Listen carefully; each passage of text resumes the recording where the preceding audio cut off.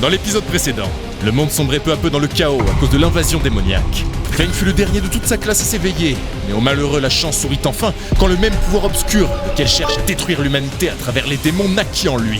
En plus de celui-ci et béni du système, il partit conquérir l'un des nombreux royaumes démoniaques. Revenu en vie, c'était la défense de sa ville, qu'il participa, proie des démons et de mutants complices de ces derniers. Une petite élite de héros dont Feng, Duan, Zhao et Lan repoussèrent les différents bataillons et traîtres. Duan se rapprocha de Feng, ébahi par ses capacités, il s'allia avec lui. Pris dans une invasion démoniaque surprise à Longbo, alors que Feng se trouvait pressé par la montre pour compléter sa mission de transfert pour passer au niveau suivant, c'est Duan qui s'illustra à la demande de Feng de n'en rester discret. Nous retrouvons nos héros au beau milieu des célébrations.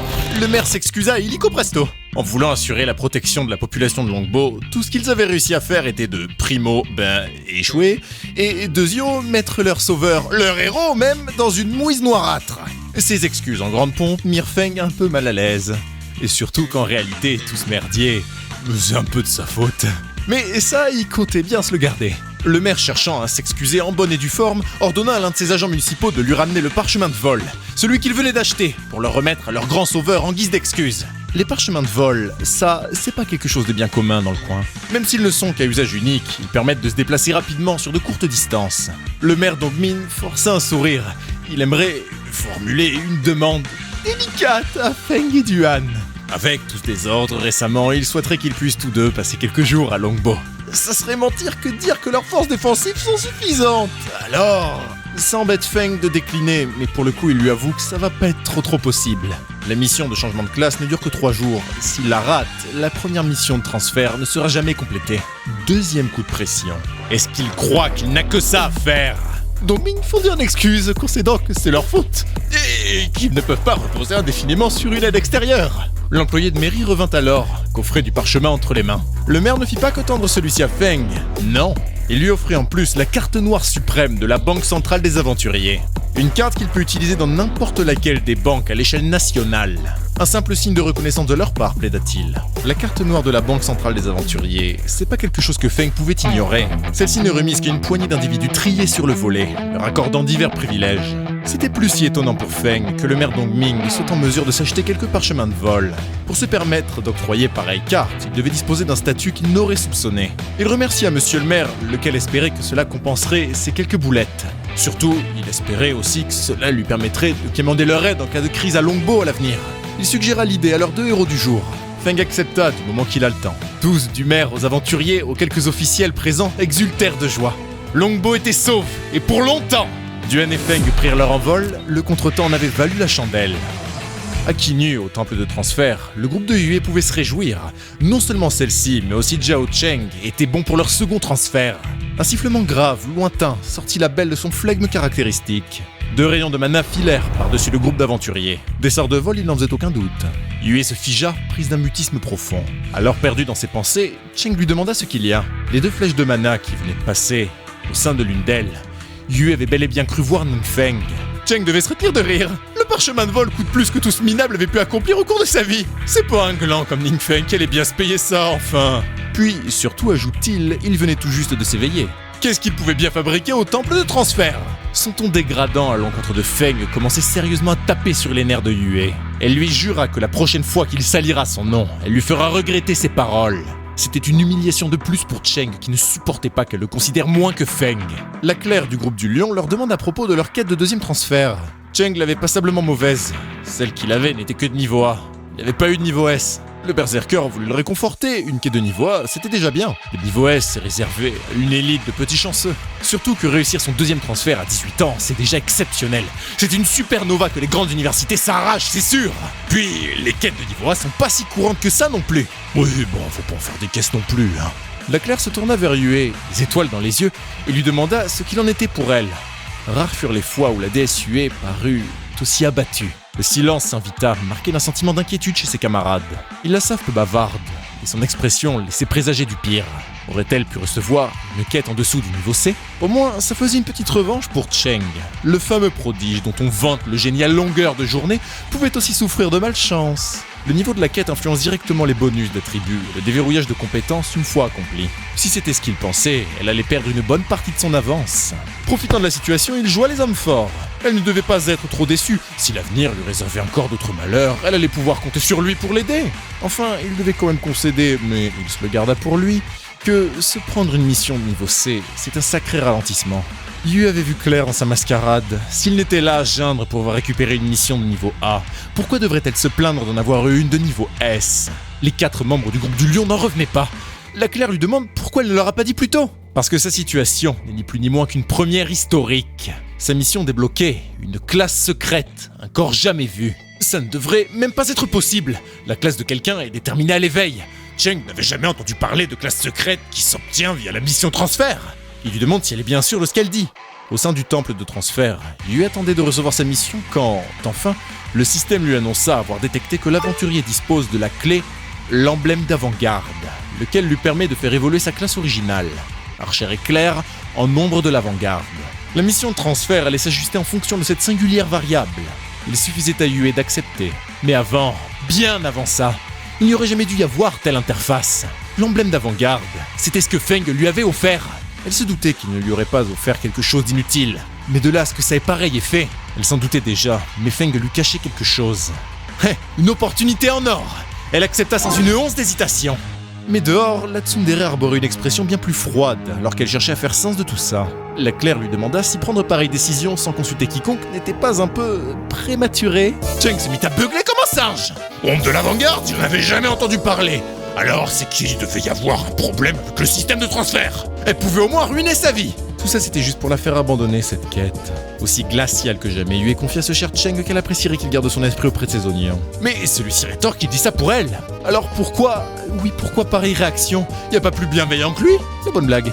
Enfin, Yue appréciait bien davantage la compagnie de ses autres camarades, et vice-versa, ce qui avait pour effet de faire complètement vriller Cheng. Désormais, il lui fallait par-dessus tout récupérer l'un de ses emblèmes, qu'importe le prix, qu'importe les risques. Sans quoi, il resterait à jamais l'éternel second. L'emblème ça entre ses mains, Feng avait accompli sa mission de transfert, une de niveau S. L'heure était venue pour son changement de classe. Merci la mission de niveau S, en plus d'augmenter drastiquement ses attributs, il allait aussi obtenir de nouveaux talents passifs. Maîtrise minutieuse des sorts interdits. Feng se demandait quel niveau de maîtrise il pouvait bien atteindre. Le talent passif qu'il obtint pointe à le bout de son nez, maîtrise de l'obscurité. Grâce à celui-ci, son contrôle sur le pouvoir des ténèbres s'était énormément accru, lui permettant ainsi de manipuler les sorts interdits de manière bien plus précise. Duan l'attendait, sans dire mot, le silence du temple de transfert laissant résonner l'écho des célébrations de Feng. Lan se tenait à l'entrée, observant les deux lurons. C'était sans aucun doute ce type du royaume des nuages qu'elle avait rencontré l'autre jour lors de l'invasion du royaume démoniaque. Mais pourquoi était-il avec Ning Feng? D'autant plus que ses yeux ne la trompaient pas et il servait de garde à celui-ci. Si elle se fiait au compte-rendu d'espionnage, cet homme, en dépit de son jeune âge, était déjà son 4e transfert. Cependant, d'après le personnel, ce Duan resta derrière Feng tout du long. Il se montra aussi ostensiblement respectueux à son égard. Au téléphone avec Madame Wei, Lan prit un ton grave. Son étudiant n'était pas n'importe qui. Alors que celui-ci sortit de la chambre de transfert, elle confia à l'enseignante que ça allait être à elle de jouer. Et celle-ci lui assure qu'elle allait s'en occuper, toutefois si elle était sûre d'une chose, c'est qu'il ne deviendrait pas leur ennemi. Les deux hommes plaisantaient dehors. Leur humeur guillerette fut brusquement interrompue par une voix familière qui appela Feng. C'était son enseignante, laquelle, il s'en rappelle, l'avait appelé plus tôt. Elle lui confia avoir besoin de s'assurer de quelque chose avec lui. Duan comprit aussitôt que ces discussions ne le regardaient aucunement, et tourna les talons, pas sans dire au patron qu'il allait l'attendre plus loin. Patron, ça n'avait pas échappé à Wei, et là, Feng se trouvait dans la sauce. Non, mais... Il rigole. Wei n'y prêta pas plus attention, ce n'était pas le plus important de toute manière. Elle lui demanda rhétoriquement s'il avait bien complété le premier transfert. Feng se savait dos au mur. Wei savait. Il se tut, surpris, sidéré même qu'elle puisse être au courant. Il ne s'attendait pas à ce que son ascension éclair reste un secret éternellement. Mais ça avait été découvert beaucoup trop tôt. S'il avait au moins un brin de chance, c'est que Madame Wei l'a toujours traité avec respect. Elle s'est toujours montrée bienveillante avec lui. S'il devait remercier sa bonne fortune, c'est qu'à contrario d'autres enseignants, qu'il aurait probablement dénoncé aux autorités comme menace, c'est que tenir les secrets qu'il tient, c'est souvent mauvais présage. Une fois les innocents, il le lui confirme. Mais comme c'est un peu compliqué à expliquer, il voulait pas trop en faire des caisses. Voilà. Elle avait une dernière question pour lui. Elle lui demande de ne pas lui en tenir rigueur si elle lui paraît étrange, mais elle doit savoir s'il a été influencé par le pouvoir obscur. Feng lui demande pourquoi elle lui pose une telle question sur ce ton si grave. Le stress le gagnait, l'incertitude quant à savoir si l'existence de son système avait peut-être fuité. Veille arborait une expression des plus sérieuses. Récemment, lui dit-elle, il y a eu plusieurs anomalies à travers le monde, et l'invasion de la dimension à la réalité ne cesse de s'accroître, et de plus en plus d'individus se trouvent affectés par le pouvoir obscur, puis évoluent peu à peu jusqu'à se transformer en de nouveaux mutants. Feng avait compris le fond de l'affaire, son ascension n'était pas passée inaperçue, et puisqu'il y a ce problème de nouveaux mutants, et que ceux-ci sont surveillés et contrôlés de près par le gouvernement, ils se sont penchés sur son cas. Il rassura Veille, il n'est pas un mutant. Celle-ci lui révéla un cristal noir qu'elle tenait dans sa main gauche. Ce n'est pas qu'elle ne voulait pas le croire, mais elle avait besoin de s'en assurer. Feng devait injecter son pouvoir au cœur du cristal. Celui-ci révélerait la quantité de pouvoir obscur en lui. Les palpitations se faisaient plus intenses. La sueur perlait de moins en moins discrètement sur son visage. Ça n'échappa pas à Veille, qui commençait à croire qu'il ait pu mentir. Feng lui avoua que tout ce remue-ménage le rend diablement nerveux.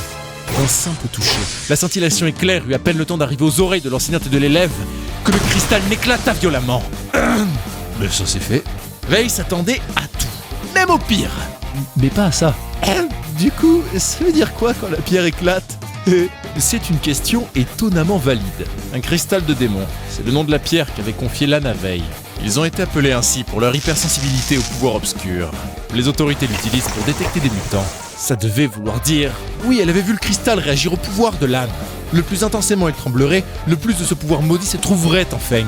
Mais si elle lui avait pas dit une chose, c'est quid si la pierre imploserait d'un coup. Se doutant quand même que l'implosion du cristal n'était probablement pas signe de bonne nouvelle, Feng devait faire une confidence à son enseignante. Aussi incroyable que cela pouvait paraître, il est possible qu'il ait subi un changement de classe post-éveil. Mais indépendamment de ce que cela impliquait, il lui rappelle qu'elle le connaît depuis si longtemps. Pour sûr, elle devait bien au moins avoir confiance en lui au niveau humain, non? Feng avait perdu ses parents bien jeunes, et sa malfortune s'était acharnée jusqu'à le faire s'éveiller bien plus tard que ses camarades. C'était déjà remarquable qu'il soit arrivé là où il était tout en demeurant positif et optimiste quant à l'avenir. Oui, Veille avait confiance en lui. Cependant, et comme elle doit lui avouer, il était de son devoir de rapporter ce qu'il s'est passé aujourd'hui. Ça, Feng s'en doutait. De toute façon, il n'y a rien qui puisse faire qu'il sortirait de cet engrenage. Ce qui l'intéressait le plus désormais, c'était de savoir quelle serait la réaction de ceux qui s'intéressent à lui. Dans le pire des cas, devinait-il, il devrait fuir Kinyo. Enfin, Veille avait une autre raison de le trouver. De sa main, j'ai eu une lumière aux teintes violettes, apparut un grimoire. C'était là le présent qu'elle réservait à Feng pour avoir accompli son premier transfert. Sourire aux lèvres, Feng accepte le présent avec plaisir. Aussi, il tenait à remercier son enseignante pour l'avoir soutenu toutes ces années. Alors, en guise de remerciement, Feng souhaiterait qu'elle accepte ce présent à lui. La ceinture de la plume sainte. Un item exceptionnel, qui en plus d'augmenter considérablement les statistiques de son porteur, permet à ce dernier de lancer n'importe quelle sorte de soin qu'il maîtrise sans incantation. Pareil artefact coupa le souffle de Veille. Surtout, le dernier passif de la ceinture de la plume sainte permettrait de sauver tant de vies dans les moments les plus tendus. Mais c'est bien trop rare pour qu'elle puisse accepter. Feng insiste. Il a obtenu en récompense de sa mission de transfert. Avec les sorts qu'il maîtrise, il en aurait fait un bien piètre usage. En revanche, son enseignante pouvait la pousser à son plein potentiel. Enfin, si c'était tout pour elle, Feng allait prendre congé. Son ami l'attend. Elle resta là un instant, les deux hommes s'éloignant peu à peu. Feng lui avait donné un équipement orange comme si de rien n'était. Alors qu'elle pensait pouvoir éclaircir la situation en le confrontant, le mystère venait de s'épaissir davantage. Au bureau des aventuriers, l'on ne savait pas vraiment quoi dire. Lan n'avait jamais vu pareille situation auparavant. Elle n'avait de cesse de répéter ces quelques mots depuis bien 5 minutes. Veille était quant à elle mortifiée à l'idée qu'il décide de déclarer Feng ennemi de la nation. Puis Lan se leva subitement. Calme, elle lui dit qu'il vaut mieux en rester là. Son ton n'était pas sur la menace, ni même l'inquiétude, si bien que Veille ne parvenait pas à savoir ce qu'elle entendait par là. Simplement que Feng avait peut-être bien transcendé leur compréhension du pouvoir obscur et, puisqu'il n'est vraisemblablement pas impliqué parmi les mutants malfaisants, en plus d'être plus que probablement un individu puissant au potentiel exceptionnel, à son avis, il vaudrait mieux pour eux essayer de l'amadouer jusqu'à ce qu'ils rejoignent leur cause plutôt que l'inverse. Continuer d'enquêter pouvait être synonyme de provocation pour lui. Son acolyte lui demanda si elle devait en faire un rapport. Non, Lan lui demande même de suspendre toute enquête sur Ning Feng pour le moment. Aussi, qu'elle mette sous scellé toutes les informations qui ont pu être récupérées à son sujet. Veille est assez surprise de la tournure des événements, mais pour le mieux. Elle est d'accord avec ses décisions, dit-elle. Puis, elle pense à Feng. Il n'est encore qu'un jeune homme qui n'a toujours pas fait l'expérience du feu des projecteurs de l'univers des aventuriers. C'est un moyen de le protéger, et c'est une bonne chose. Lan tenait à revenir sur le cas de cet autre aventurier, qui semblait suivre Feng partout. Lui non plus ne semblait pas avoir quelconque néfaste intention, et si c'était dans l'intérêt commun de garder les affaires de Feng privées, rien n'empêchait de creuser sur le cas d'Yuan. Surtout qu'il est plus important que jamais pour eux de recruter, ou, à minima, de se faire de nouveaux alliés. La situation quant à l'invasion devenait critique. Au domicile de Feng, Duan trouvait au patron une mine des mauvais jours. L'adrénaline était retombée, Wei venait de lui envoyer un message. L'enquête sur lui était annulée. Il n'avait rien à craindre. Pourtant, comme Duan le souligne, ça devrait plus le réjouir qu'autre chose. Feng voyait les choses un peu différemment. À chaque fois qu'il détruirait un royaume démoniaque, ça serait reparti pour un tour de cirque avec la police, l'armée, le KGB, la compagnie créole et les Power Rangers pour lui courir au cul. Il appréhendait terriblement ses futures montées de niveau.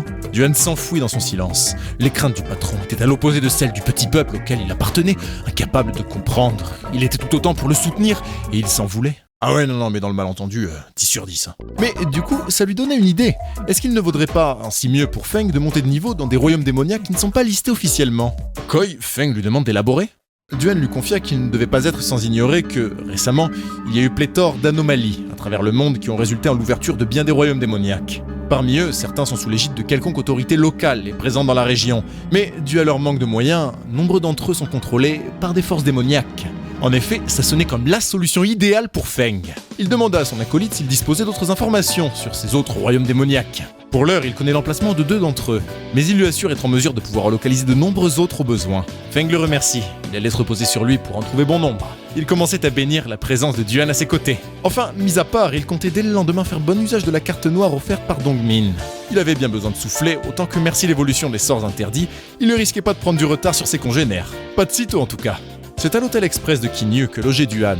Autant celui-ci ne s'attendait pas à rentrer si tard, autant qu'il devait commencer à penser à s'installer sur Kinyu. Rester indéfiniment à l'hôtel ayant son lot d'inconvéniences. Un homme en costume interpella Duan, le saluant. Il souhaitait lui parler. Installé au bar de l'hôtel, l'individu se présente comme Zhang Ji, le nouvellement élu maire de Kinyu. Il était venu à sa rencontre pour, avant toute chose, le remercier pour sa participation à la défense de leur ville lors de la dernière invasion. Aussi, il souhaitait savoir s'il avait, peut-être, considéré s'installer chez eux.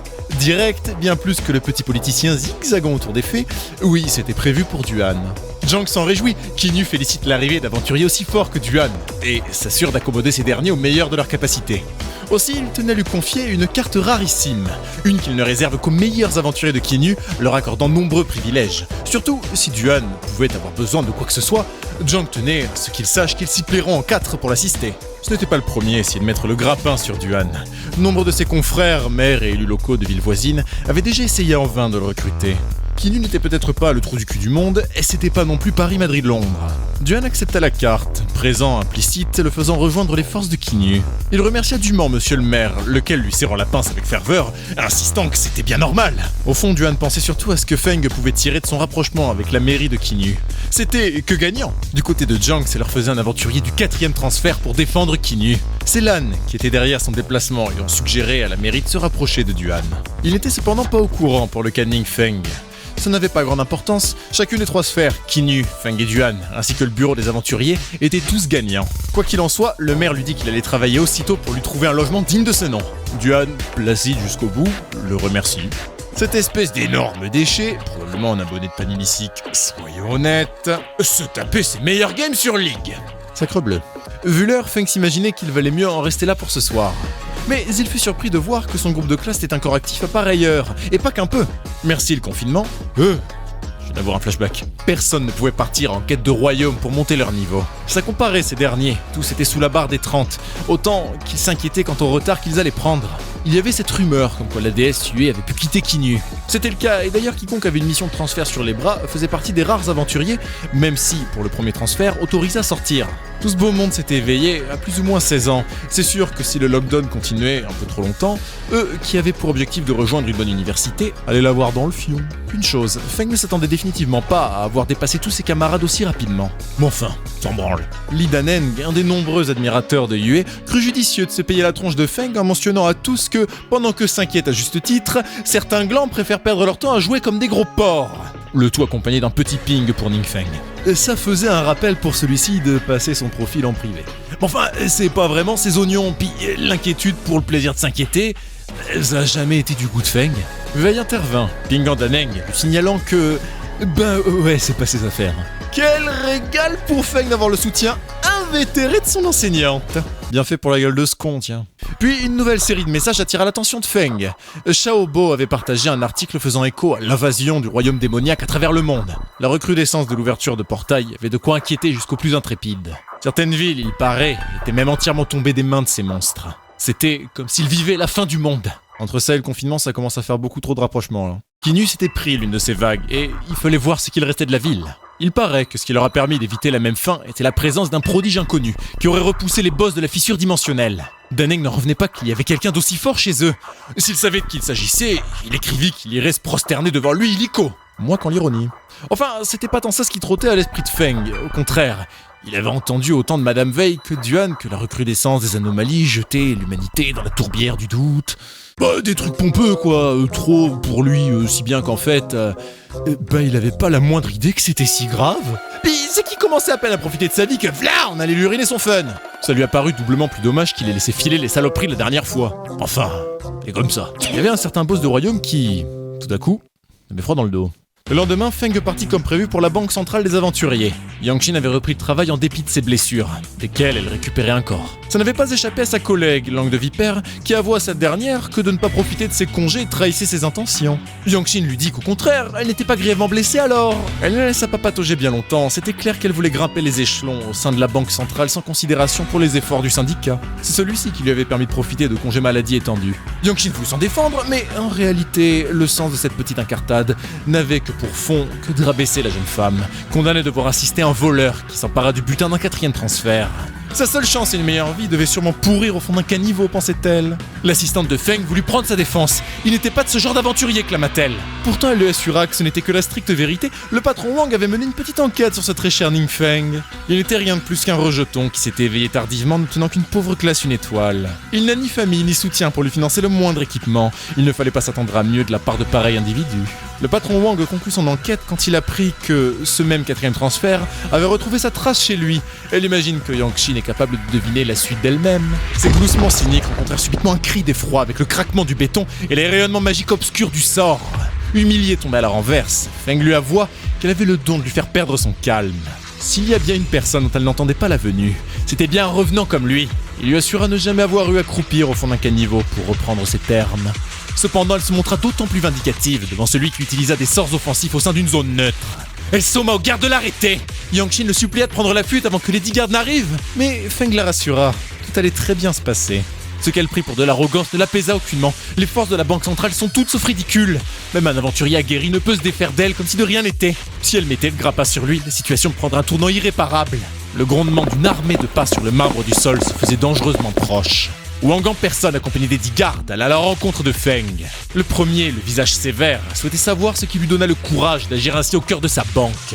Feng ne daigna répondre. Au contraire, il était curieux quant à savoir pourquoi il avait débuté une enquête sur sa personne, sans parler de la réputation qu'il lui octroyait à tout va, celle d'un voleur de bas étage. On appelle ça de la diffamation. Wang lui rétorque qu'il attendra le courrier de son avocat. En attendant, il n'a pas le statut nécessaire pour qu'il considère converser avec lui davantage. C'était le signal pour les gardes, sauf qu'en face, Feng était curieux quant à savoir si c'est ainsi qu'ils traitaient leurs invités. Carte noire en main. Ordre ou non, lever la main sur le détenteur d'une telle carte. C'était hors de question. Autant dire que personne ne s'attendait à un tel retournement de situation. Ça devait être une fausse, pas possible autrement. Il pouvait remercier monsieur le maire Kai Dongming pour ce présent. Wang lui beugla de s'expliquer. Comme lui répondit Feng, s'il a tant goût pour les enquêtes, ça lui donnera de quoi s'occuper. La banque centrale des aventuriers de Kinnu n'est qu'une simple antenne d'un réseau de banques nationales. Wang a beau disposer d'un peu de pouvoir en tant que directeur de l'une d'elles, il n'est personne à l'échelle de la centrale nationale. Espérant qu'un bluff ce n'était plus, il passe un coup de fil à la centrale. Les gardes avaient organisé un blocus, le temps que la situation soit résolue. Nombreux ils étaient à poireauter dehors quand, éventuellement, c'est Dongming en personne qui contacta Wang. Celui-ci avait reçu un appel de la centrale, cherchant à confirmer qu'il ait bien donné une carte noire à Ning Feng. Il cherchait ainsi à savoir si ce cher monsieur Wang avait un problème avec monsieur Feng. C'était une vraie de vraie cette carte. Glandu pédalait dans la choucroute, essayant de s'en sortir, invoquant l'éternel divin malentendu. Sauf que l'ampleur de la merde dans laquelle il était dépassait même ce que Feng imaginait. Le père de Kai Dongming n'est plus ni moins que l'un des pères fondateurs de la Banque Centrale Nationale. Wang était pas prêt d'en finir, d'en prendre pour son grade. Dongming avait dû se plier en 4 pour rentrer dans les petits papiers de monsieur Ning Feng, et lui s'amusa à tout foutre en l'air. Allez savoir combien de fois il s'est excusé pendant que tout le monde entendait le maire de Longbo cracher ses poumons dans les oreilles du banquier. Sauf qu'il ne comptait pas en rester là, non. Il allait venir en personne mettre les choses au clair. Et niqué, il est niqué. Il lui restait une chance, imaginait-il. Faire venir ce 4e transfert, disant que le voleur est présent à la banque centrale de Kinnu. C'était peut-être le seul qui pouvait s'opposer à Dongming. Oh, mon pauvre Wang. Yang-Shin et Feng attendaient côte à côte que Wang finisse de se faire cuisiner par Dongming et Duan. et Duan. La secrétaire ne cachait pas son visage rougissant. Bon, c'est pas comme si Feng avait l'œil. Puis arrivèrent comme deux facochères le maire Dongming et Duan, appelant le patron Feng. Celui-ci leur demanda de quoi il en retourne. Yangqin fut surprise de les voir aussi familiers avec Feng. Ce sont deux figures plus qu'importantes dans le paysage régional. Alors quand les deux vous gratifient d'un regard qui hurle « Gaffe à ton cul connasse !» et il y a de quoi se liquéfier. Autant que le pauvre Wang au moins qui, Dieu, il avait pris au moins 20 ans en un quart d'heure. Elle lui demanda ce qu'il y a. C'est fini. C'est foutu. C'est fini. C'est foutu. Et ça, en boucle. Et oui, il faut s'imaginer qu'après tous les efforts faits par Dongmin, mais aussi Duan pour ne pas froisser Feng, que tout ait pu être ruiné par une accointance. Non, ça l'avait pas fait, non. Dongmin insista une dernière fois auprès de Feng, qu'elle n'ayant souhaité des excuses de Wang, encore une fois, c'est pas la peine. Wang n'était pas quelqu'un qui se serait repenti à travers des excuses, qui plus est forcé. Tout de même, de par le pouvoir qu'il détient au sein de la Banque Centrale Nationale, Dongmin beugla aux deux saloperies de faire leurs valises. Ils étaient virés. L'ancien directeur gifla sans gêne celle qui l'insulte de traîner, lui hurlant que tout était de sa faute. Dongmin lui supplie d'arrêter, à moins qu'il ne veuille prendre 6 mois de tôle en plus. La carte noire, celle des VIP de la Banque Centrale des Aventuriers, celle qui donne accès à certains privilèges, parmi lesquels un intéressait tout particulièrement Feng. Du côté du maire Dongmin, ce qui l'inquiétait était ni plus ni moins que la Banque Centrale et mauvaise réputation aux yeux de Feng. Mais à la vue de son sourire partagé avec la belle Yangqin, il s'en trouvait rassuré. La banquière, elle, avait toujours du mal à concevoir que celui dont elle était la conseillère personnelle puisse disposer de l'influence et du pouvoir qu'il démontrait en interagissant avec autant Cai Dongmin que Duan. Le premier souhaita s'excuser auprès d'elle, en lieu et place de Wang, pour les mauvais traitements qu'elle a pu subir. Il lui garantit aussi qu'il saurait récompenser ses efforts. La banque ne la laisserait pas tomber. Embarrassée, elle le remercia. Enfin, Feng s'excusa auprès de Dongmin pour l'avoir fait se déplacer pour lui. Celui-ci lui assura que c'était la moindre des choses. Ses problèmes sont les siens, dit-il. Surtout que, sans son intervention l'autre jour, sa ville de Longbo aurait péri, ses citoyens et lui avec. Cela dit, s'il avait remarqué quelque chose, c'est l'intérêt que Feng paraissait porter pour le catalogue de reliques de la banque. Il souhaitait ainsi savoir s'il y avait quoi que ce soit en particulier qu'il cherchait à obtenir. Il le lui confirme. Feng était à la recherche d'un objet particulier, du nom de la relique de la faim. Relique de quoi? Et de la faim de quoi? C'était bien parti. Surtout qu'ayant saisi que... en fait, c'est une jolie boulette. Feng nageait dans la gadoue, essayant de se rattraper, et il l'avait vu sur internet. Presque ça. Pas du tout. Chez lui, avant de partir pour la banque, il utilisa le grimoire de talent que lui avait offert Veille. Celui-ci permet normalement à des mages de recouvrir leur mana en combat, sauf que, par ses pouvoirs, il pouvait transformer celui-ci en un sort interdit. Feng obtint le talent passif, la confluence obscure. Celui-ci lui permet d'absorber les résidus du pouvoir obscur des reliques de la faim, et les transforme en les attributs de l'utilisateur. Il n'avait jamais entendu parler d'une quelconque relique de la faim. Et le problème, c'est que le système se montrait horriblement vague quant à ce dont il s'agit et où la trouver. Enfin, à quoi bon s'en arracher les cheveux, pensait-il? Ce n'est pas comme si quoi que ce soit de cela pressait. Au final, il ne fit pas grande emplette. Dehors, salutations furent échangées entre Dongmin et Feng et Duan. Le premier espérait les revoir à Longbo prochainement pour une visite de plaisance. Parchemin de vol en main, il s'envola aussi vite qu'il arriva. Pour sûr, ce type était plein aux as. Cramer 2 de ses parchemins en moins d'1 heure, c'est pas tout le monde qui pouvait se le permettre. Sur ce, Feng proposa à Duan d'aller manger un bout en ville, mais celui-ci lui proposa plutôt de manger chez lui. En effet, il avait une villa offerte par la mairie de Jiang à présenter à son patron. Et pour du luxe, c'en était. Duan lui expliqua que, grosso merdo, c'est ce que Kinyu offre au 4e transfert, qui décide de s'installer dans la ville. Si la villa lui plaisait, Duan lui proposa de lui donner les clés. Il pouvait se trouver un autre lieu au piauté. Feng lui assura que ce n'était pas nécessaire. Ça lui ferait mal au cœur de le mettre à la rue. Et il la méritait, cette villa. Puis, lui pouvait emménager plus tard dans une bâtisse voisine. Duan lui assura que si c'est l'argent qui manquait, il pouvait l'aider. Mais ça s'embêtait encore davantage Feng, qui est encore plus incapable que de venir picorer dans son portefeuille. Il avait lui-même mis la main sur une jolie manne, merci la vente d'équipement. Acheter une villa maintenant ne serait pas impossible, juste un investissement questionnable. Le moment n'était pas aux dépenses, mais aux économies. Tout vient à qui s'attendre. Cocktail frais venu dans les mains des serviteurs livrés avec la villa, y a pas mieux. Duan était ravi de savoir son patron heureux. Allant aussi avec la villa, un chef et son équipe pour s'occuper de la cuisine. Il confia à Feng que le repas serait servi d'ici peu. Cependant, le téléphone de ce dernier sonna, le maire à l'appareil. Celui-ci lui avoua ne pas y aller par 4 chemins. Ils avaient besoin de son aide. Les services secrets du bureau des aventuriers étaient en train d'enquêter sur le désastre qui frappa Kinyu. Et il se trouve qu'il y avait plus d'une complication pour lesquelles ils aimeraient en parler avec lui. Duan en avait, mais alors, rien à branler. Feng, lui, bon, il comprend pas. Le problème pour Duan, c'est que leur enquête pouvait mettre à mal son patron. Il leur fallait concocter un plan avant toute chose pour le mettre à l'abri. Il avait le regret d'annoncer au maire Zhang qu'il n'allait pas avoir le temps aujourd'hui. Aucun problème pour celui-ci, il pouvait le recontacter n'importe quand sous 2 jours pour organiser leur entrevue. Les services secrets du bureau des aventuriers. En voilà une nouvelle variable qui pesait sur les 2 hommes. Dans la cité de Kinyu, on pouvait rire à la mention d'un prodige mystérieux. Ils allaient tous voir. Réunion au sommet, au bureau des aventuriers. Les tenants et aboutissants de l'invasion repoussée de Kinyu à l'ordre du jour. Plus précisément portant sur si quelqu'un avait levé le voile sur l'identité du mystérieux individu qui repoussa le boss de la dimension. Lan répondit que non. Ils ne seraient pas tous là si ça avait été le cas. L'un des enquêteurs des services secrets posait une question toute simple. Si personne n'avait ne serait-ce qu'été en mesure de prouver l'existence de pareil individu, qu'est-ce qui prouvait qu'il ne courait pas après une chimère ? Parce que, comme Lan le lui rétorque, l'invasion du royaume s'est brusquement arrêtée, autant que les mutants qui coopérèrent avec les envahisseurs furent tous anéantis. Ce n'était quand même pas l'œuvre du hasard. Sauf que même en prenant ça en compte, ce n'était rien qui suffisait à le convaincre. Le niveau de danger de chaque invasion varie, rien ne prouve que Kinyu avait fait face à une menace mortelle. Il était davantage curieux vis-à-vis des 2 autres incidents dans des royaumes. 2 attaques au-delà du niveau royal, qui avaient fait son soi-disant prodige à ce propos. Lan se tut. Vei avait bien conscience qu'elle faisait ça pour protéger Feng des autorités, si bien que le rapport initial qu'elle devait remettre fut modifié, le second annulé dans cette optique. Le problème, c'est que toute la pression résultante de la situation tombait sur ses épaules. Le maire Zhang revint bien vite. Malheureusement, il a dû annoncer à tous que Duan n'était pas disponible aujourd'hui. Ce n'était pas dans les habitudes des services secrets du bureau des aventuriers de se montrer aussi incompétents, ce qui avait de quoi irriter certains. Le ras-le-bol de ces pseudo-aventuriers en libre agent, sans guilde, qui se prennent pour un ministre invoquant le sacro-saint, pas le temps, pas dispo, commença à faire sévèrement jaser. Enfin, puisque tout cela partait un corps pour aller nulle part, il leur annonça prendre les rênes de l'enquête. Il les congédia ainsi tous. Au tombeau de la liche, le bruit du fer résonnait indiscrètement dans la nuit noire. 2 gardes interpellèrent l'intrus. Il était en zone restreinte, interdite au public. D'un sourire, il se présenta aux gardes, qui le reconnurent à sa carrure.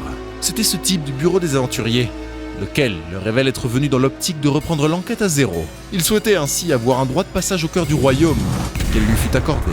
De l'autre côté du portail, le pouvoir obscur tapissait encore le sol, à travers des pluies noires, impact d'un certain sort de météore qu'ignorait l'enquêteur. Quel pouvoir, se demandait-il, pouvait anéantir tel royaume aussi parfaitement. Les crevasses fruits d'impact violents regorgeaient un corps de ce pouvoir diabolique. Prodige inconnu ou non, qu'importe à vrai dire, pareil pouvoir s'est détenu entre les mains d'un seul homme. Les ridiculise tous sans équivoque. C'était réellement le paradis. Pour quiconque souhaite se gorger d'une force aussi dangereuse, il n'y avait pas plus beau cauchemar. De ces tourbillons malsains, il fit se lever le crâne d'un boss vaincu, noyé profondément dans la tourbière maléfique. Il s'exclama, ria, ô démence! Ce pouvoir était sien. Oui, il était fou, fou allié. Au sein du domicile de Duan, un certain squatter essayait désespérément de fuir la prison des masters pour rejoindre les grandes masters, mais visiblement cet email était mongol. N'oubliez pas, rien n'est jamais votre faute. Puis Feng reçut une notification système, une alerte. La relique de la faim avait été détectée. A priori, il semblait que quelque chose essayait de le contacter à travers son aura. En se concentrant, il devrait être capable de mieux ressentir la connexion pour en déterminer l'emplacement. C'était chose faite. Revêtant sa veste, le temps n'étant pas des plus cléments en ces heures tardives, Feng s'apprêta à partir quand Duan l'interpella, surpris de le voir partir à cette heure. Son patron avait affaire. Rien de bien long, ajouta-t-il. Aussi, il comptait sur lui pour qu'il finisse sa partie et... qu'il n'hésite pas à le faire monter en GM, hein. C'est un vrai gamer, Duan. Rien de bien long, il n'empêche que Feng dut quand même apprendre le taxi. Enfin, c'est plus qu'il ne voulait que Duan s'y mêle. D'après ce qu'il put ressentir, son emplacement se situerait au niveau du tombeau de la liche. Sauf que ce n'était plus l'emplacement qu'il ressentait par sa perception d'aura. La relique de la faim bougerait. Dans le même temps, l'alerte fut lancée au tombeau de la liche, alors qu'une énormissime créature non identifiée venait de s'échapper du portail.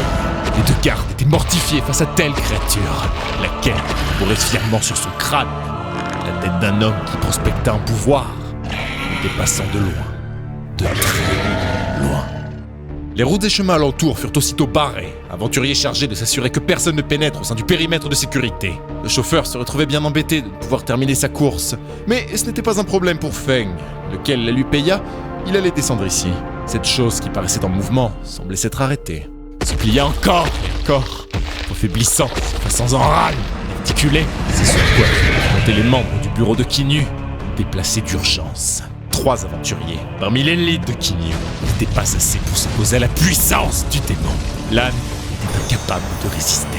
loin même du match nul malgré son 4e transfert. Wei bénissait le présent de Feng grâce auquel elle pouvait soigner Lan sans se perdre dans tant d'incantations. Enfin, cela ne changeait en rien la situation, critique comme elle était. Lan était incapable de tenir tête à cette horreur. Celle-ci lui demanda où elle se dirigeait, ne pas s'y tromper, droit vers la banlieue de Kinyu. Elle avait envoyé la colis de Lan prévenir la centrale des aventuriers pour mobiliser autant de braves âmes que possible, et appeler Jang pour qu'il contacte Duan. Peut-être pouvaient-ils ensemble empêcher l'ignominie de déferler sur Kinyu. Sauf que Duan était d'un niveau similaire à Lan, même s'il ne serait pas seul, c'était fin. Kinyu était condamné à moi. À moins bien sûr que le prodige qui s'y terre fasse une nouvelle entrée salvatrice. Le titanesque arachnide ravageait tout sur son passage, avant de s'arrêter brusquement surpris. Feng, se tenant là, sur son chemin, fort d'une absence totale de charisme. Il avait compris, entre le barrage et la résonance d'aura, dans cette chose se trouvait la relique de la fin. Maintenant, combien de sorts interdits pour écraser cette saloperie entre 2 fines pages du livre d'histoire de Kinyu. Feng était en place, inflexible malgré l'assaut de l'araignée infernale. Son crochet rencontra l'immuable bouclier du héros, lequel jeta la créature des enfers dans le puits d'une angoisse plus noire que celle de laquelle elle naquit. Par leur contact, le système proposa à Feng de débuter l'absorption. Trop fort pour cette chose, elle se retrouverait écrasée jusqu'à anéantissement par l'aura de Feng. Cependant, la force qui fut relâchée lors du processus coupa littéralement le souffle de celui-ci. Un instant seulement. Enfin, aussi court cela fut-il, le héros aux sorts interdits vit converger de lointains passés en son esprit. Annonciateur d'un futur trouble, de la prochaine bataille pour la survie de l'humanité. La relique de la fin octroya puissant dans tous les attributs de Feng. C'était assez pour passer ses sorts les plus faibles au niveau d'un 3e transfert. Mais il avait aussi l'impression qu'autre chose fut absorbée. Des images déjà lointaines, comme des rêves au réveil. Duan s'était précipité sur les lieux, ayant fait un rapprochement inexistant entre menace sur Kinyu et le départ de Feng plutôt. Alors qu'il demande à son patron, terriblement inquiet, ce qu'il s'est passé, celui-ci lui explique qu'il venait juste de s'occuper d'un monstre quelconque. Un monstre quelconque. Duan, rien qu'au magie qui pesait un corps dans l'air, savait très bien qu'il n'en était rien. Ne remettant pas en cause les dires de Feng, il en venait à se demander à quel point il était réellement au-dessus du commun des mortels. C'est pas que c'est fondamentalement faux, mais... vas-y, il abuse. Puis il y avait cet homme, gisant inconscient au milieu des restes de la carcasse du monstre. La situation appelait à plus que le visage décontracté de Feng sous-entendait. D'une tape amicale sur l'épaule, celui-ci confia Duan les démêlés de l'affaire. Décollant aussitôt pour Kinyu, son acolyte n'en revenait pas d'une telle vitesse. Le patron n'était pas mage et pourtant, il était capable de surpasser le vol de bien de ses mages. Malgré tout son respect pour Feng, Duan crut bien avoir sous-estimé celui-ci. Le lendemain, le centre carcéral de Kinyu accueillit un nouveau pensionnaire.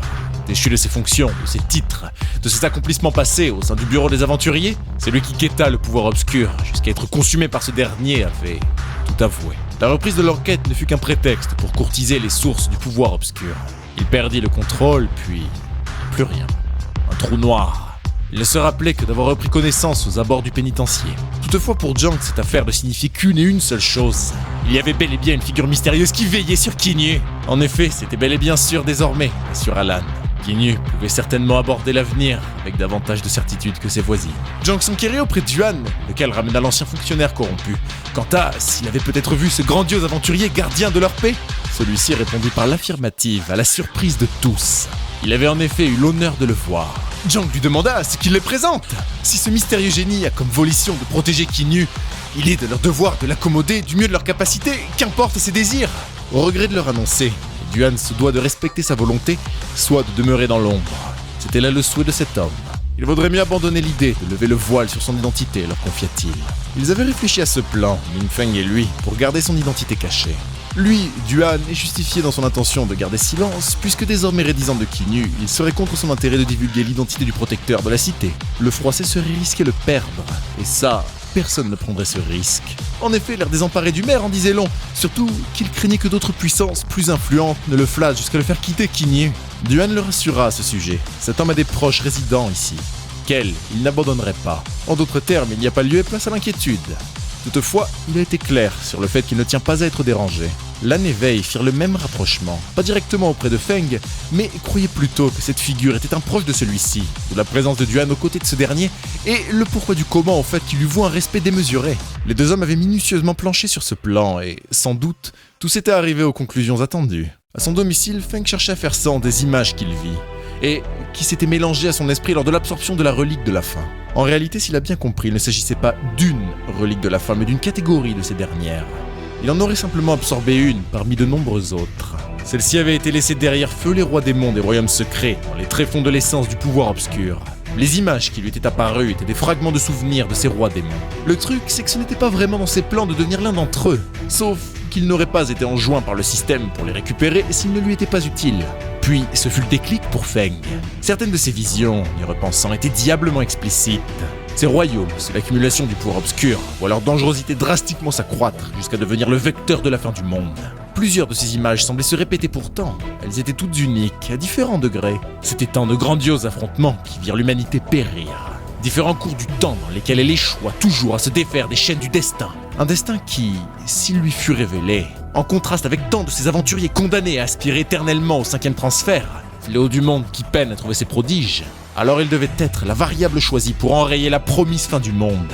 Une et une seule réalité put triompher. La première, le reste, fut condamné au néant. Le système attendait de Feng non pas seulement qu'il combatte, mais qu'il utilise à bon escient les fragments de ces réalités alternatives pour propager les savoirs acquis de ses expériences à ses confrères, leur seule chance de triompher. Son téléphone s'est mis à sonner, c'était Yue. Surpris qu'elle l'appelle, ils s'échangèrent des politesses avant qu'il ne lui demande si elle avait besoin de lui. Oh, pas exactement, la nouvelle aventurière de 2e transfert l'invitait à dîner. Et il ne pouvait pas se défiler. Feng lui répondit qu'il n'aurait jamais refusé une invitation de sa part. Elle s'en réjouit et lui demande de prêter attention à ses messages. Elle lui enverrait l'adresse et l'heure sous peu. Cheng derrière elle, les deux venaient de quitter le temple de transfert, leurs missions éponymes accomplies. Leurs camarades firent sonner l'horloge des réjouissances. Ils n'étaient pas les seuls à les acclamer. Une véritable foule s'était déplacée pour voir de leurs yeux vus de génie, ayant atteint le 2e transfert à une vitesse presque record. Cheng profita de l'occasion pour inviter la belle, mais aussi le reste du groupe, à une soirée dînatoire. Il avait réservé une venue pour l'occasion. Celle-ci ne partagea pas son sourire. Même dans les célébrations, aux airs mesquins, lui avouant qu'elle était déjà prise ce soir. Elle s'en excuse et, pour faire bonne patte, lui assure qu'elle organisera même soirée le lendemain pour eux 5. Surpris, Cheng aurait pensé qu'un moment de célébration entre eux, après 2 transferts réussis, ne pouvait qu'avoir lieu le soir même. Mais Yue lui assure que c'est très important. Route traversée, métaphore d'une nuée qui prend un pas trop loin, s'éloignant presque définitivement de son groupe. Cheng avait particulièrement mauvaise. 2e transfert passé, la voilà qui les traitait tous comme des inconnus. La Claire essaya de le rassurer, le barbare de même par son sourire complice. Elle lui rappela qu'il parlait de Yue, elle n'était pas du genre à décommander sans raison. Cheng, glacial, leur demanda s'il n'en avait pas tous assez, lui courir après, cherchant désespérément à suivre et marcher sur ses pas. Elle ne venait pas seulement de compléter une mission de transfert de rang S, elle avait subi un changement de classe, quelque chose d'unique. La distance qui les séparait n'avait jamais été aussi grande. Et elle ne cesserait de s'accroître encore et encore. Cheng leur avoue redouter le jour où elle oubliera leur équipe loin, dans la poussière de ses pas, alors effacée par l'horizon. Le soir venu, à l'intérieur d'un charmant restaurant des faubourgs, Feng était là tout émerveillé face au festin qui l'attendait. D'autant plus que c'était pas assez frais. C'est très important parce que c'est encore meilleur quand on paye pas. Note à soi-même, appeler Anisik pour qu'il me paye un repas à la crêperie. Ça faisait plaisir à Yue de lui offrir le repas. C'était bien le minimum pour qu'il lui offre l'emblème d'avant-garde. Elle l'en remercie encore. Feng était simplement heureux d'avoir pu lui être utile. Ne lui ayant révélé la nature de ses nouveaux pouvoirs, il fit la surprise à demi-mot, paraphrasant ce qu'elle lui expliqua quant à son changement de classe. Les mémoires du roi démon avaient néanmoins apporté des éléments de réponse à Feng. Les éveils et classes de leur ligne temporelle n'avaient pas encore atteint leur forme optimale. La logique voudrait que ces emblèmes en soient la clé. Yue lui demanda s'il saurait où trouver d'autres de ces emblèmes. Feng, jouant une comédie difficilement crédible, lui assure en avoir aucune idée, précisant qu'en fait, il se rappelait pas où est-ce qu'il l'avait trouvé. Juste, il a traîné chez lui. Yue se doutait qu'il y avait une part de hasard à cette découverte, et regrettait qu'il ne puisse vraisemblablement pas être acheté. Elle souhaitait en acheter d'autres, pour Feng et ses compagnons d'armes. Cette intention ravit ce dernier. Yue est bonne. Non, alors, oui, mais je disais quoi ? Pas grave, dit-elle. Confiante, elle allait s'assurer d'investiguer la chose jusqu'à en percer les secrets. Puis, dès qu'elle trouverait un emblème adéquat pour Feng, elle lui offrirait. Avec un peu de chance, imaginait-elle, lui aussi pourrait changer de classe. Ironique jusqu'au bout, il lui demanda quel intérêt de monter de niveau puisqu'elle veille avec soin sur lui. Mais Yue lui demanda d'effacer ce sourire, insistant qu'elle était sérieuse. Elle esquissa subitement une expression de douleur qui n'échappa pas à Feng.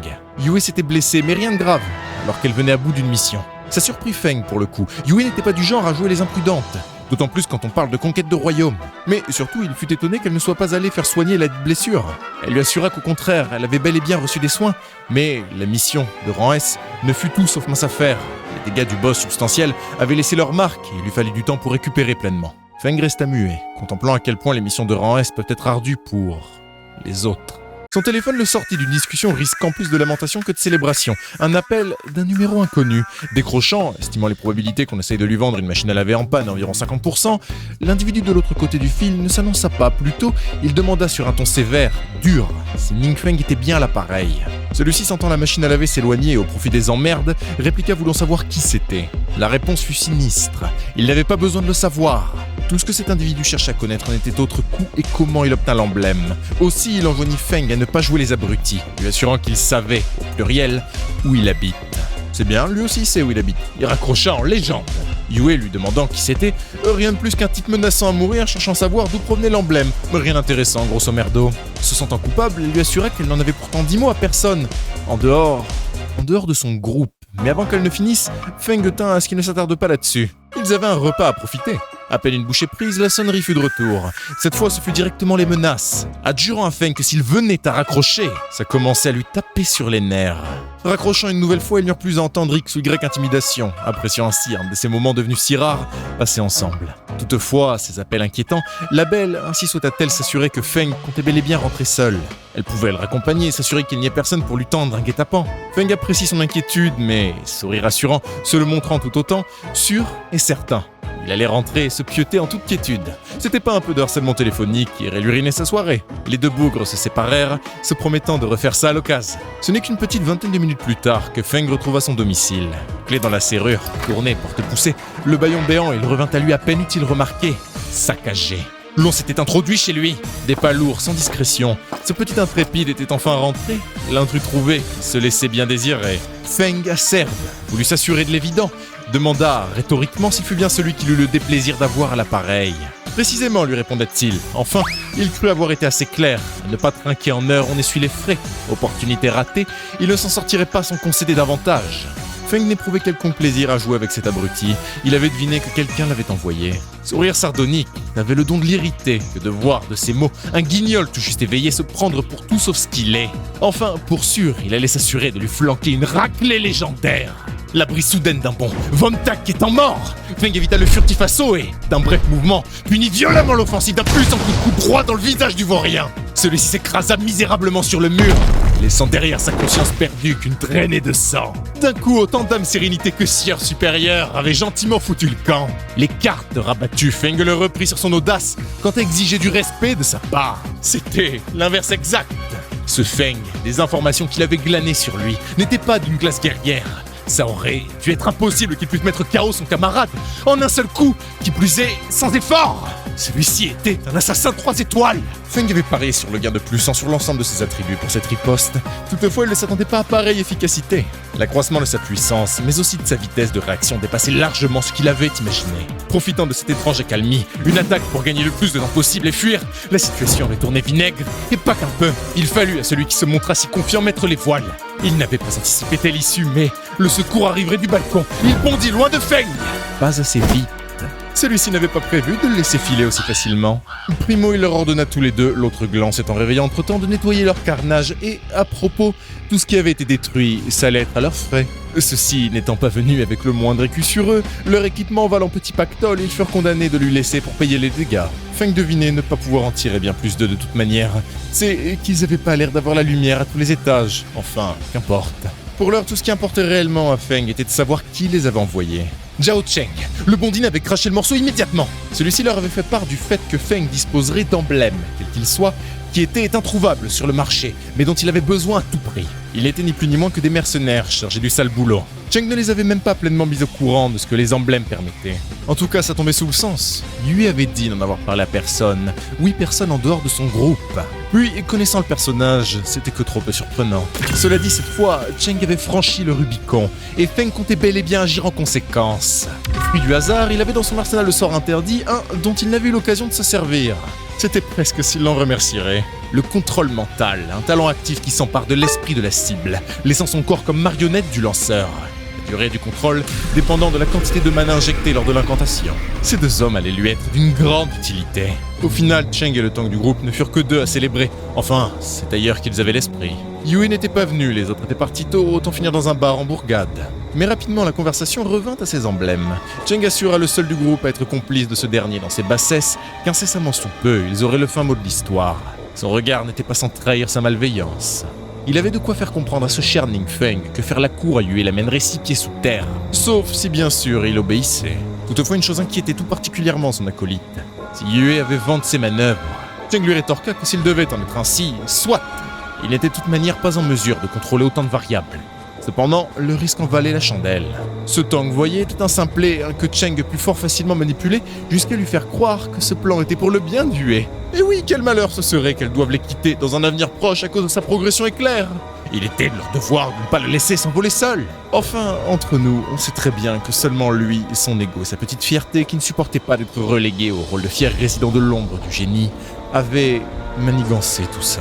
Après, simplé, ils avaient convenu lors de la dernière mission d'un plan visant à casser la confiance de Yue. Comment ?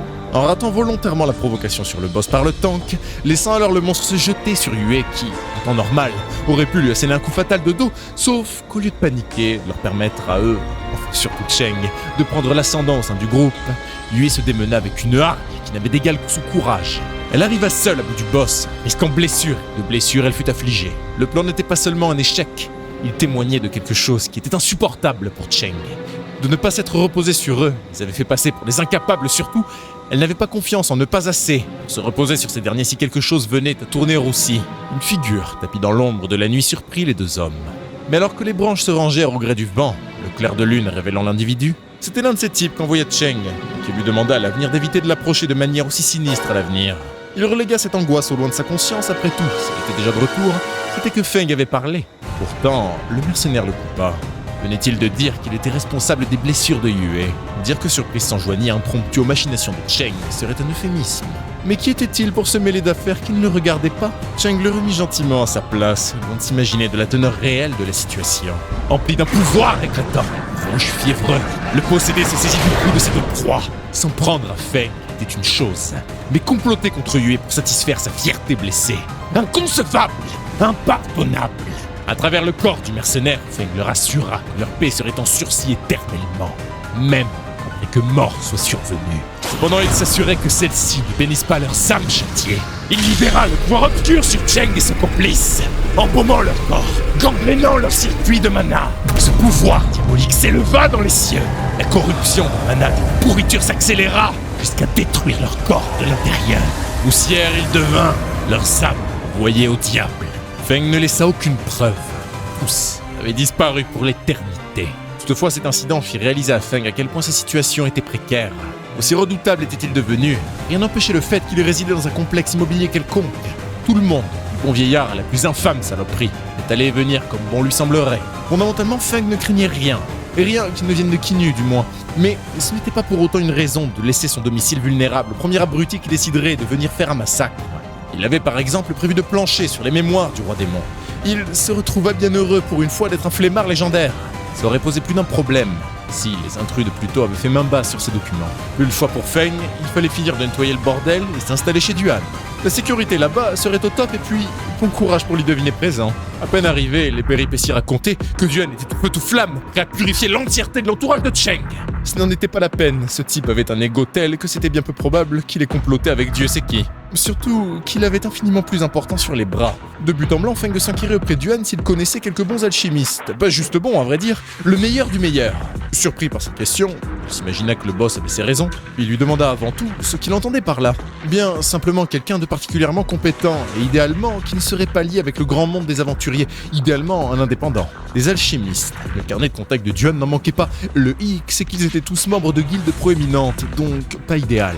Dans les mémoires que Feng absorba, le roi démon eut tué plusieurs grands alchimistes. Pourquoi ? Parce que les potions qu'ils étaient capables de concocter étaient bien plus puissantes que ce que l'élite de leur monde pouvait bien faire. Sauf que ces mémoires vinrent également avec plus d'une formule sur papier. Le problème étant que Feng est parfaitement inculte en toutes sciences occultes, l'art de la potion n'y échappant pas. L'autre problème, c'est que malgré leur appartenance à des guildes différentes, la caste d'alchimistes est une qui ne tient jamais vraiment sa langue dans sa poche, ce qui, fatalement, le plaçait dans une position plus que délicate quant à l'origine de ses savoirs. Si l'incident du jour lui avait enseigné une chose, la méfiance serait. Feng tiendrait Duan au courant à propos de cet alchimiste, et bien sûr, s'il lui en trouvait un, il lui demande de les mettre immédiatement en contact. Des contacts, Feng n'en a pas pléthore, mais il y en a bien un qui pouvait potentiellement le sortir de l'impasse. Et le fruit du hasard voulut que Yue connaissait bel et bien un alchimiste qui remplissait les conditions. Koi, Feng lui demanda de répéter. Yue s'exécuta. La claire de leur groupe, Shooting, eh bien, il se trouve qu'elle a un frère qui devait rejoindre leur guilde, mais en raison d'un différend avec Cheng, elle travaillait toujours en solo. Zhao Cheng, the usual f***ing suspect. Quel malheur, pensait Feng, que Yue ait dû se farcir pareil abruti. Enfin, au moins c'était de l'histoire ancienne. Cela dit, Yue trouvait cette demande, ça venait de nulle part. Surtout qu'elle a toujours cru que Feng en avait pas grand chose à cirer de l'alchimie. Celui-ci lui révéla qu'il avait mis la main sur des formules particulières, disons. Et il avait besoin de l'aide d'un regard avisé pour déchiffrer ces dernières. Yue lui demanda si c'était encore un truc mystérieusement trouvé chez lui. Il en rigola, lui disant qu'il faisait le grand nettoyage. Et quoi qu'il en était, Yue lui assura qu'elle s'occuperait de lui arranger un rendez-vous avec cet alchimiste. C'est le jour même que les deux hommes purent se rencontrer. Shubai était d'autant plus ravi qu'il avait goût pour l'histoire de l'alchimie. Le prospect de jeter un œil à des formules potentiellement anciennes l'excitait. Dehors, sa sœur, Shooting, était déçue d'avoir été mise dehors. Elle voulait en profiter pour faire connaissance avec Feng. Yue resta dehors avec la pauvre, jugée par son frère trop bruyante, bien incompatible à l'art de la science. À l'intérieur du laboratoire de Vai, celui-ci, à la lecture des papiers, constata qu'il n'y avait, à sa surprise, aucun ingrédient ésotérique. Aussi, à la manière d'écrire, non, c'était une certitude, ces formules avaient été accouchées de la plume d'un de ses confrères. Par contre, incapable de deviner ce que la concoction pouvait avoir comme effet, il demanda si Feng le savait. Celui-ci lui répondit que oui, mais il est dit que la potion octroierait un gain d'expérience de 100%. Vai se retourna brusquement, ahuri. Les potions de gain d'expérience trouvables sur le marché tournaient généralement autour des 15-20%. Les toutes meilleures arrivant à peine aux 40%. Mais pour une variété de raisons, autant sur la rareté des ingrédients que la complexité de réalisation, ça les rendait totalement inabordables. Une potion qui toucherait les 100%, ce serait ni plus ni moins qu'une révolution dans le monde de l'alchimie. Sans aucun doute, lui répondit Feng. C'est pour ça qu'il recherchait un alchimiste comme Vai. Vai demanda à Feng de redescendre avec les filles, le temps de le laisser finir de concocter la potion. Aussi demanda-t-il à sa sœur de se montrer utile et de servir le thé à leurs invités. On sentait à sa voix l'excitation d'une potentielle révolution scientifique. L'on eut le temps de converser de tout et de rien en bas, jusqu'à ce qu'un soudain vacarme ne les surprenne tous trois. C'était le son de petites attaques sans grande force, qui venaient tout droit du labo de Vai. Curieux, pas trop inquiets, ils allèrent voir ce qui se tramait. Les escaliers à peine montés qu'ils voyaient un petit slime que Shu reconnut. C'était celui dont son frère se servait pour ses expériences, lequel s'enfuyait à grands bonds avant qu'un éclair vif de flamme ne réduise celui-ci à néant. Shu, Feng et Yue restèrent coy devant un Vai un peu trop excité qui n'avait de cesse de répéter que c'était vrai. 100%, c'était bel et bien 100%. Il avait réellement pris 2 fois le nombre de points d'expérience sur ce kill. Yue et Shu n'étaient pas trop dans le coup, elles avaient du mal à suivre de quoi ils pouvaient bien causer. Vai interpella Feng, émerveillé. Main sur ses épaules, il lui confia que c'était véridique. Il avait essayé la potion et elle conférait véritablement un gain de 100% de points d'expérience. C'était bon signe pour Feng, ça voulait dire que les autres devaient également fonctionner. Vai était en ébullition. Il tapait sur tous ses slimes plus qu'enchanté par cette découverte. Shu n'avait jamais vu son frère réagir ainsi. N'ayant pas trop suivi les divagations de ce dernier, ce n'était qu'une fois l'adrénaline retombée, assis dans le salon en rez-de-chaussée, que les deux jeunes femmes s'exclamèrent à leur tour une fois révélation faite. D'un hochement de tête, Feng confirma. Cependant, Vai tenait à ce qu'elles évitent de crier cela sur tous les toits. Marrant, sachant qu'il y aurait comme un détraqué il y a pas 5 minutes. Enfin, il demanda à Feng ce qu'il comptait faire. C'était ses parchemins après tout. S'il vendait cette formule, c'était la richesse assurée. Le monde entier s'arracherait pareille potion, compte tenu d'à quel point la situation de l'humanité était précaire. Il pondéra la question, mais avant qu'il ne puisse arriver à se décider, il reçut un message. C'était son enseignante, Veille, qui mentionna le groupe de classe, leur annonçant que leur établissement organisait avec ceux des villes voisines une expédition dans un nouveau royaume lundi prochain. L'idée, c'était de permettre à tous ceux qui se trouvèrent dans l'incapacité d'aller monter de niveau, merci le lockdown, lequel ne fut pas déclaré qu'à Kinyu d'ailleurs, de compenser le temps perdu. Toutefois, il était précisé qu'ils ne pourraient rentrer qu'en petits groupes, et que serait envoyée l'élite des différents établissements participants en premier, pour s'assurer de la sécurité de tout le monde, puis également pour explorer les profondeurs, lesquelles leur seraient inaccessibles. Les réactions furent mitigées, mais dans l'ensemble l'expédition fut plutôt bien reçue. Le fond du problème, c'était l'angoisse latente qui s'était emparée de tous vis-à-vis de la situation globale, se dégradant en permanence. Il y avait aussi un manque de pratique, puis surtout, à y aller à autant de monde, qui sait si ça allait seulement être rentable. En bref, c'était mieux que rien. Feng resta perplexe face à l'info, enfin, il en revint à la question de Vai. Pour ce qui était des potions d'expérience, il pensait judicieux de les utiliser au sein de leur cercle privé, puis de les vendre une fois qu'ils auraient une avance confortable. Shu lui demanda si elle était comptée dans le cercle. Feng répondit par l'affirmative. Celle-ci ne pouvait contenir son excitation, et pour une fois son frère se retrouvait en elle. Le seul problème que Feng voyait avec la vente de ses potions était de se retrouver avec plus de Zhao Cheng, à tourner comme des mouches au sein de la caste des aventuriers. Contrairement à l'idée qu'il avança, il valait mieux non seulement permettre à ses proches de monter avec lui plus haut et plus vite que tous, pour peu à peu arriver à exercer une influence qui le mettrait, lui, à l'abri de tous les guignols à l'instar de Cheng. Puis, s'il fallait s'occuper des brebis galeuses, c'était nécessaire d'avoir les outils ad hoc.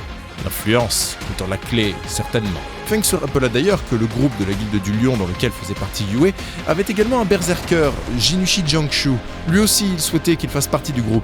Évidemment, l'idée ne pouvait ni déplaire à Yue ni à Shu. Celle-ci révéla d'ailleurs que Jinushi s'inquiétait de ne pouvoir rejoindre la même université qu'eux, ayant un léger retard sur le groupe. La petite manœuvre de Feng tournait comme prévu. C'était en étalant ainsi le cercle et en demeurant au centre de ce dernier qu'il allait pouvoir se prémunir de quiconque souhaiterait lui nuire à l'avenir. Wei se permit de demander à Feng si, par hasard, il disposerait d'autres formules. En effet, Feng le lui confirma. Le problème, c'est qu'après inspection, la plupart d'entre elles faisaient mention d'ingrédients et d'autres éléments qui étaient totalement inconnus à Wei. Fait surprenant trouva-t-il car il s'imaginait particulièrement bien versé dans le domaine. Puis d'autres, dans l'absolu réalisable malheureusement pas par lui. Certes, il connaissait les ingrédients, mais son niveau actuel ne lui permettait pas nécessairement de les créer. C'était un peu prévisible, s'imaginait alors Feng.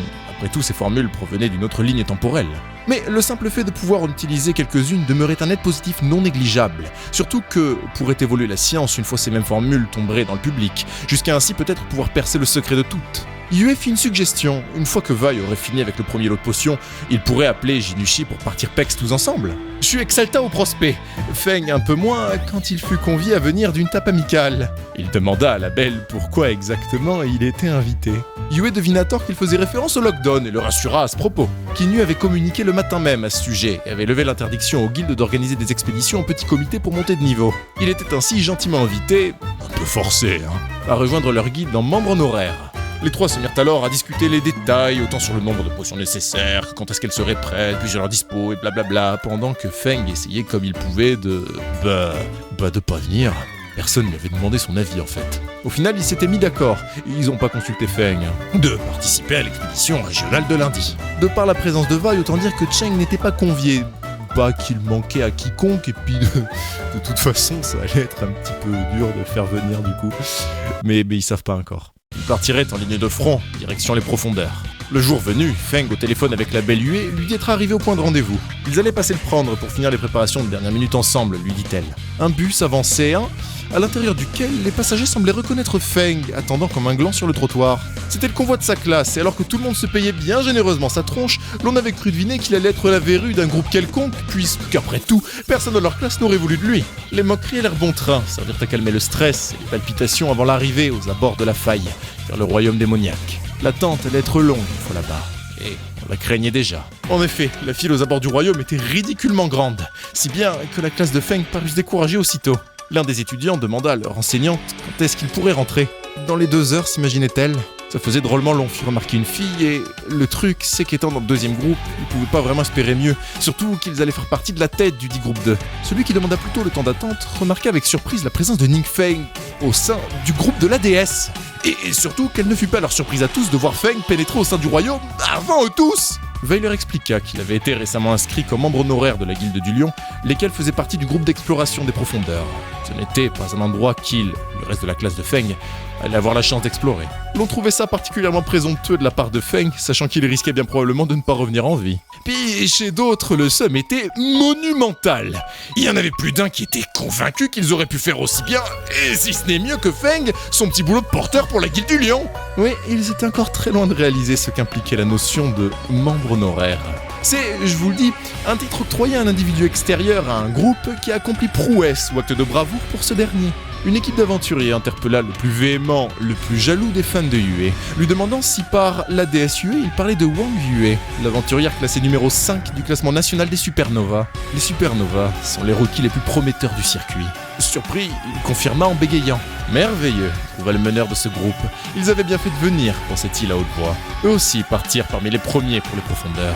Ce côté hyper pompeux, comme s'ils étaient supérieurs, avait donc faire vriller cet abruti, demandant pour qui il se prenait. Une de ses camarades fut surprise qu'il ne les connaissait pas. Les 3 aventuriers qu'il venait de voir étaient tous haut classés dans le ranking des supernovas. 4e, Chang Mukui. 3e, Li Kei.